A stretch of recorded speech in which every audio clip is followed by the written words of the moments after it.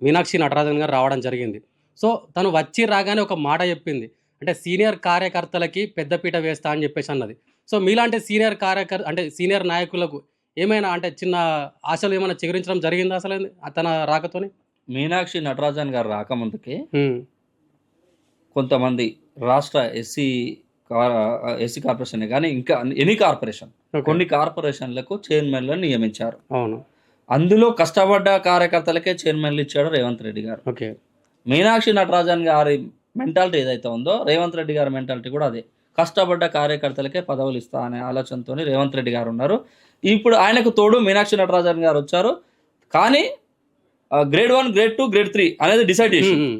10 ఏళ్ల ముందున్నోళ్ళకు ఒక రకంగా ఒక రకంగా, హ్మ్. పార్టీ ప్రభుత్వం ముందు వచ్చినోళ్ళని ఒక రకంగా, ప్రభుత్వం తర్వాత వచ్చినోళ్ళని ఒక రకంగా. హ్మ్. ఈ ముగ్గురు గ్రేడ్‌లో విభజించింది కాబట్టి, మాలాంటోళ్ళకి ఎట్లైనా గాని కూడా ఏదో టైంలో ఎక్కడో ఒక దగ్గర అకామ్ చేస్తారనే నమ్మకం ఏర్పడింది. సో, అంటే ఇదే విషయం మనం పూర్తిగా గమనిస్తే ఇప్పుడు రానున్న ఎలక్షన్స్ ఉన్నాయి. మున్సిపల్ ఎలక్షన్స్ ఉన్నాయి.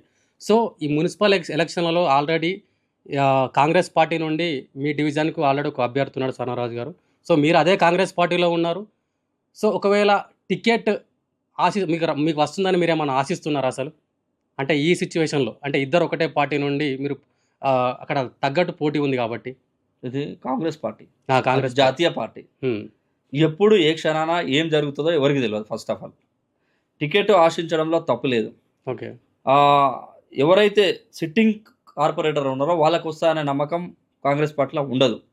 ఓకే. సిట్టింగ్ కార్పొరేటర్‌కు ఏదైనా ఇంటెలిజెన్స్ రిపోర్ట్ ఉంటది. ఎంక్వైరీ చేస్తారు. ఏంది పరిస్థితి అని తెలుసుకుంటారు. వ్యతిరేకత ఉందా? అనుకూలం ఉందా? చేసిన ఎంక్వైరీలా ఆయనకు అనుకూలంగా వస్తే ఆయనకు టికెట్ వస్తది. హ్మ్. వ్యతిరేకంగా వస్తే సో, వేరే అంటే వాళ్ళకొస్తది. అతనికి టికెట్ వస్తే మీరు సంతృప్తి పడతారా? ఓకే. అంటే మా కాంగ్రెస్ పార్టీ అతనికే వచ్చిందని మీకు రాకపోయినా గూడా మీరు ఏం బాధపడే సిట్యుయేషన్స్ ఏమైనా ఉంటాయా అసలు? జస్ట్ ఇంతకుముందుకే మనం మాట్లాడుకున్నాం. హ్మ్. మీనాక్షి నటరాజన్ గారు టికెట్లు ఇచ్చేది పార్టీ. ఓకే. ప్రభుత్వం కాదు. హ్మ్. గుర్తుపెట్టుకోండి. హ్మ్.